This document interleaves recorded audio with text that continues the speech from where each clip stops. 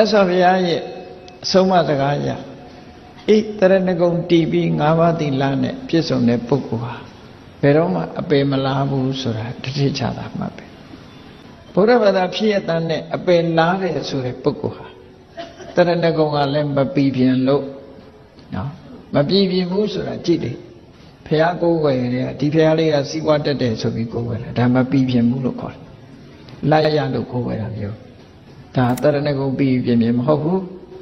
တရဏဂုံပြီးပြင်းပြင်းဆိုတာဘုရားရဲ့ခုံကိုအာယုံပြုပြီးတော့ကိုယ်ွယ်တာဒီလိုဆိုလို့နော်ဘယလာဘကုလကျင်ဝေတန်တာဘေးမှလူရေးရည်မြော်ဆိုမြတ်စွာဘုရားဂုဏ်တော်တွေကိုရည်စူးပြီးကြောက်လို့ကိုယ်ွယ်တာလည်းမဟုတ်ဘူးနော်မျိုးရိုးအစဉ်လာမို့ကိုယ်ွယ်တာလည်းမဟုတ်ဘူးဘုရားရဲ့ဂုဏ်ကိုသိပြီးတော့ကိုယ်ွယ်လတ်လာဘမျောပြီးတော့ကိုယ်ွယ်တာလည်းမဟုတ်ဘူးလူတွေနတ်ကိုယ်ွယ်တဲ့လူတွေလောက်တာချိတယ်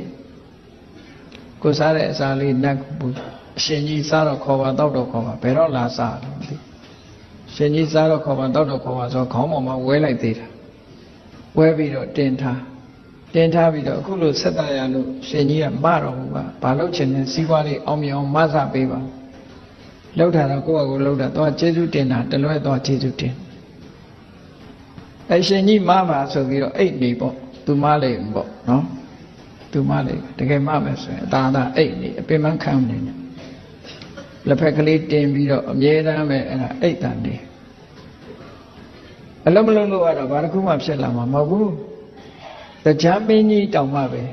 နော်လက်တည်ထဲမှာတကူကြီးတယ်လို့ဆိုတယ်တရားမင်းကြီးကတောင်မလုပ်ရင်ဘာမရဘူးလို့ပြောတာသူပြောတဲ့စကားပေါ့သူသား2ယောက်ရှိတယ်သူဝိဒနဲ့ဇေယန္တတရားမင်းရဲ့သားတွေရှိတယ်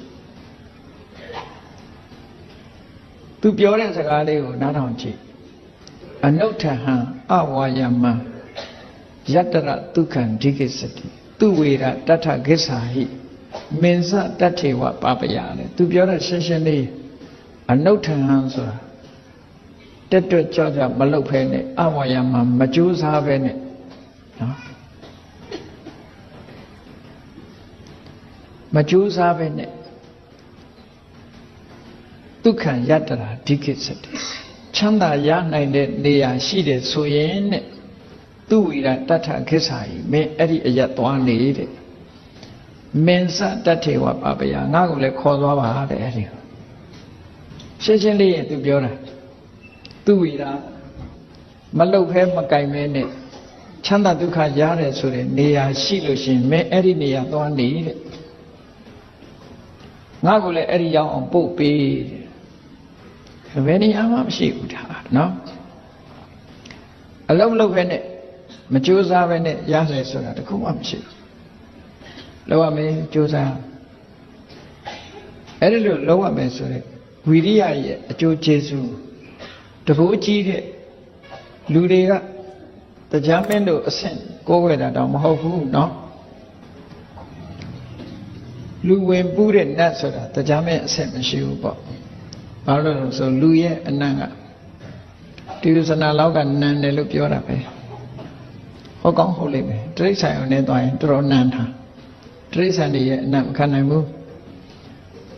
နတ်တွေကလည်းလူပြေလာလို့ရှိရင်လူတွေရဲ့အနံ့မခံနိုင်ဘူးတဲ့လူတွေကသာမှုေးနေကြတာကိုယ့်အကောဟိုမခံနိုင်ဘူးမခံနိုင်လို့နှာခေါင်းပိတ်လာကြလူတွေအိပ်ပြီဆိုမှညမှလာတာတဲ့အဲ့ဒါအကြောင်းပဲညတကောင်ကြမှာလူတွေအိပ်သွားပြီဆိုတဲ့ချိန်လေးမှာတိတ်တိတ်လာကြတာဖျားစီအဲ့ဒါလူနတ်မခံနိုင်လို့ပဲအထက်နတ်က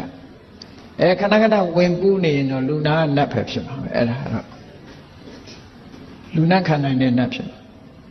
အဲ့ဒီမှာလူနတ်မခံနိုင်တဲ့တရားမင်းတို့လို့အမှန်တမ်းတကူကြီးတဲ့နတ်တွေကတော့အလုံးလုံးရမယ်လို့သူသားကိုပြောတာမင်းမလုပ်ဖဲနဲ့ချမ်းသာဒုက္ခဆိုမရဘူးဆိုတော့ဒါအလွန်ရေးကြည့်တာပဲလုံးတင်လုံးလိုက်တာလုံးကိုလုံးရမယ်ဒါကြောင့်မို့၅ပါးသီလ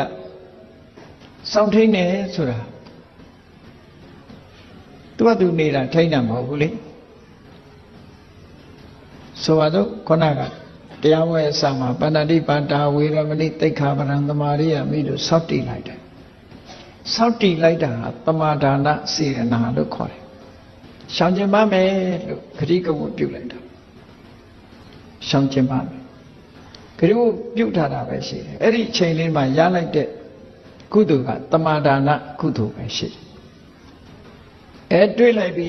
ဆိုရင်ကိုယ်လာကြိုက်လို့ဖတ်ခနဲ့ချင်းရိုက်လိုက်ပြီဆိုရင်တော့ခုနကရှောင်ကျင်ပါမယ်ဆိုတာဟာဖြတ်လိုက်တာနဲ့တူတူပဲအဲ့ကြောင့်သူကရှောင်လိုက်ရမှာအဲ့ဒီအချိန်ဆိုလိုတာကမာနတိပတ္တမှာရှောင်ပါတယ်ဆိုတကယ်ကျုံးလာပြီဆိုလို့ရှိရင်မလုပ်ဖဲနဲ့ရှောင်လိုက်ရမယ်အဲ့ဒီရှောင်တော့မှသူကဒါသီလလို့ခေါ်တာနော်အဲ့ဒီကြရင်တော့ဝိရတိလို့ခေါ်တယ်မာနတိပတ္တဝေရမဏိယစေရနာကိုလည်းသီလလို့ခေါ်တယ်ဝိရတိကိုလည်းသီလလို့ခေါ်တယ်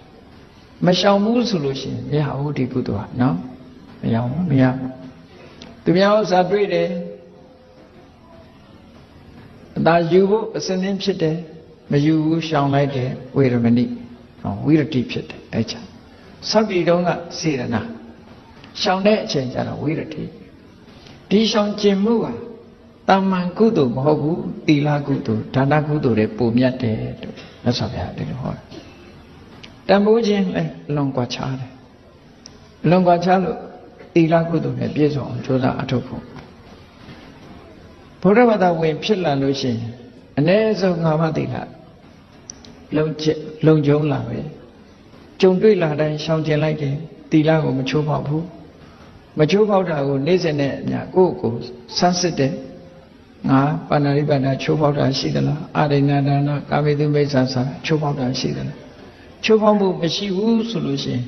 စိတ်ထဲမှာကြည်နူးတယ်ဝမ်းသာတယ်အဲ့ဒါလို့ကြည်နူးဝမ်းသာလာသည်ထိအောင်ကိုယ်သီလကိုပြန်တွေးရမယ်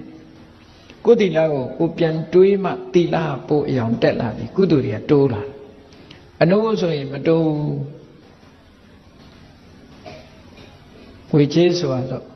ကိုယ့်အိမ်ထဲမှာမိကန်တစ်တာနဲ့ထည့်ပြီးတော့တောက်ခတ်ထားလို့ရှိရင်ဝေသိန်း90ဟာသိန်း90ပဲမတိုးဘာလို့ကတော့အထားပြီးဆိုလို့ရှိရင်တော့တိုးနေတာအဲ့ဒါလည်းပဲသီလကပြန်မတွေးပဲနဲ့နေရင်တော့မတိုးဘူးတဲ့သူအတိုးမရှိဘူးအဲ့တော့အတိုးမရှိတာကြိုက်သလားတိုးတာကြိုက်သလားကိုယ့်ကိုဆုံးဖြတ်ရမှာဒါနော်တိုးစေခြင်းတိုးတဲ့နည်းရှိတယ်ဘာလို့ရမလဲပြန်ပြီးတော့စဉ်းစားတဲ့အခါမှာဝမ်းသာအားရဖြစ်အောင်သီလလေးစဉ်းစားလိုက်တာနဲ့ဘဝတစ်ခုကလုံလောက်တဲ့အနေအထားမျိုးအထိရောက်နိုင်ပါတယ်ကြည့်လေ၅ပါးသီလတစ်ခုချင်းစဉ်းစားလိုက်တဲ့အခါမှာဘာဖြစ်လဲအနဝိဇ္ဇဒုက္ခငါမှာဘာအပြစ်မှမရှိဘူးဆိုတဲ့စိတ်ချမ်းသာမှုတစ်ခုရအဲ့ဒီစိတ်ချမ်းသာမှုကဘာဖြစ်လဲလို့ဆိုရင်အဝိပတိတာရလို့ခေါ်တယ်စိတ်နှလုံးမตาမရမဖြစ်ဘူးနှလုံးကြည်တာတယ်ဆိုတဲ့အဓိပ္ပာယ်ရဝမ်းသာတယ်လေအဲ့ဒီနှလုံးကြည်တာမှုကိုအကြောင်းပြုပြီးတော့ပါမောဇ္ဇဆိုတဲ့ဝမ်းမြောက်မှုဖြစ်တယ်ဝမ်းမြောက်မှုကိုအကြောင်းပြုပြီးတော့ပီတိဆိုတာဖြစ်လာတယ်ပီတိကိုအကြောင်းပြုပြီးတော့ပတ္တတိလို့ဆိုတဲ့ကိုယ်ရောစိတ်ရောငြိမ်းအေးမှုဖြစ်လာတယ်ပတ္တတိဆိုတဲ့ကိုယ်ရောစိတ်ရောငြိမ်းအေးမှုကိုအကြောင်းပြုပြီးတော့ဒုက္ခဆိုတဲ့စိတ်ချမ်းသာမှုရလာစိတ်ချမ်းသာမှုကိုအကြောင်းပြုပြီးတော့ဘာဖြစ်လဲတမာတိစိတ်တည်ငြိမ်လာတယ်တည်ငြိမ်မှုရ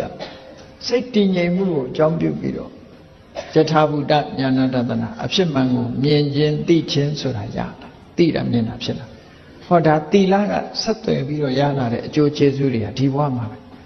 အေးသီလဆောင်တာနောင်ဘဝကျမှရမယ်လို့မတွေးနဲ့နော်နောင်ဘဝကိုမသိဘူးအခုရတာဒါတွေအခုရတာခုရတဲ့တန်ဖိုးကိုသိရများသောအားဖြင့်ပြောလို့ရှိရင်သီလလုံလို့ရှိရင်နောက်ဘဝမှာနတ်ပြည်ရောက်တယ်နတ်ပြည်လည်းဘယ်နေမှမသိတာကိုသိလို့လားသိပါမသိတာနော်အဲ့တော့အဲ့ဒါမတွေးနဲ့မြတ်စွာဘုရားဟောလို့လက်ခံထားတာနတ်ပြည်ရှိတယ်ဆိုတာကိုမသိဘူးသို့တော့ဘုရားဟောတာဒီကုသိုလ်ကောင်းမှုလုပ်ရင်နတ်ပြည်ရောက်တယ်ဆိုတာမှားသလားလို့ဆိုမမှားမှန်တယ်သို့တော့ကိုသိတဲ့အကျိုးတရားကိုကိုသိဖို့ဒီဘဝတည်းမဲ့ဟောသီလရှိလို့ရှင်ဒီလိုအကျိုးကျေးဇူးတွေကိုယ်ထဲမှာရောက်တယ်။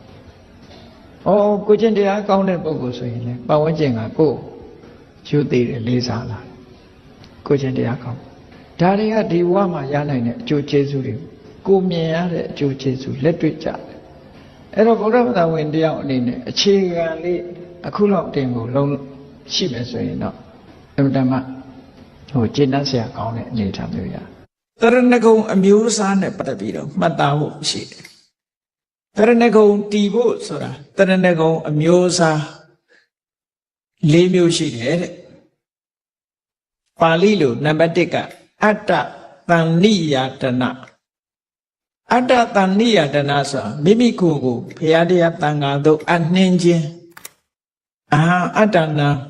ဗုဒ္ဓတနေယတေမိငါရဲ့ဘဝငါခန္ဓာကိုယ်ဘုရားအားအနှင်းပါတယ်လို့ဆိုရင်အတ္တတဏ္ဏိယတနာကိုအနှင်းပြီးတော့ကိုးကွယ်တဲ့တရဏဂုံကိုအတ္တတဏ္ဏိယတနာတရဏဂုံလို့ခေါ်တယ်နောက်တစ်ခုကတပ္ပရာယနတာ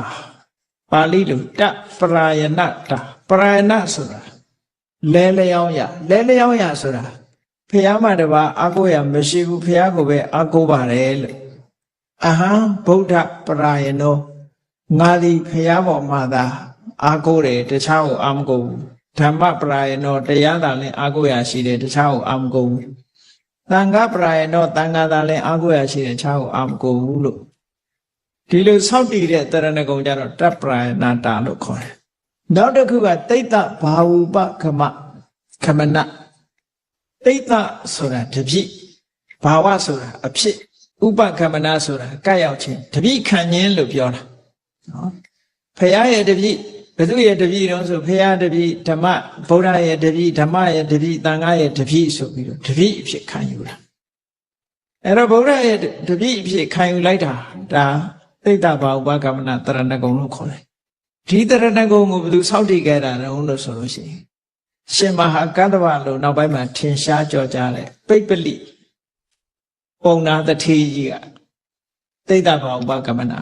တရဏဂုံကိုစောင့်တည်ခဲ့တာသူပါ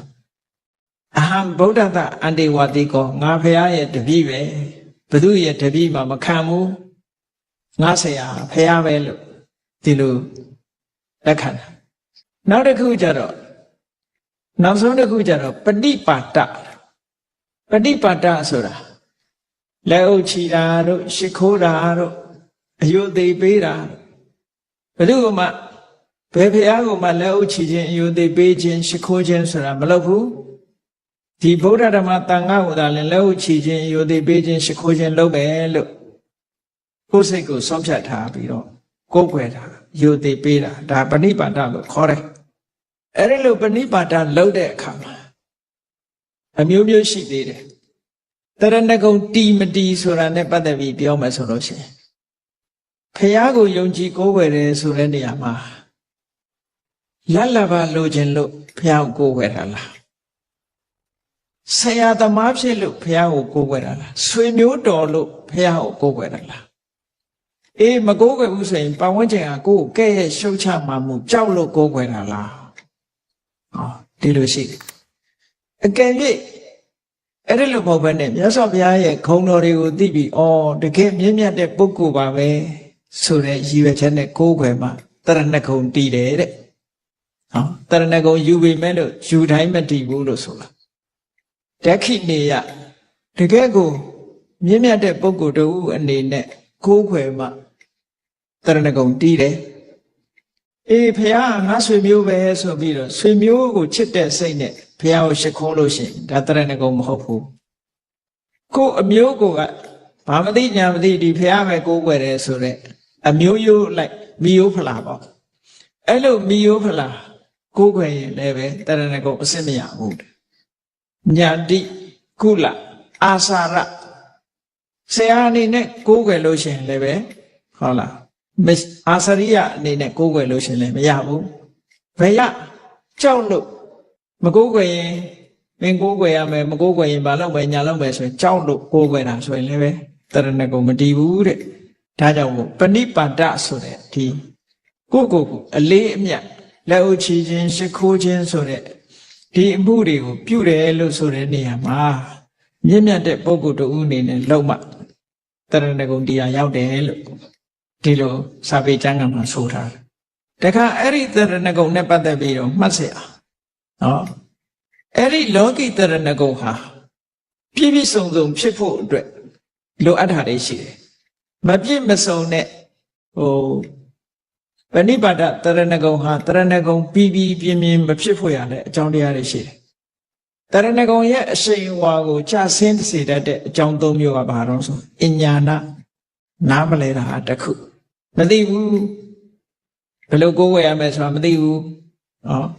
တန်တရားဟုတ်မဟုတ်ကလားဘုရားဆိုတာဟုတ်မဟုတ်ကလားဆိုရယ်မယုတ်တယုံနဲ့ကိုယ်ဝယ်တာနောက်တစ်ခုကမိစ္ဆာညာဏ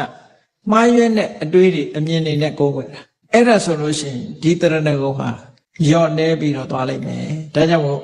အသိဉာဏ်လည်းရှိရမယ်တန်တရားလည်းခင်းရမယ်မှန်ကန်တဲ့ဉာဏ်အမြင်နဲ့ပြည့်စုံရမယ်မှန်မှန်ကန်ကန်မြင်နိုင်ရမယ်လို့ဒီလိုဆိုတာတရားနာသောသူတော်စင်အပေါင်းကျမ်းမာချမ်းသာကြပါစေ။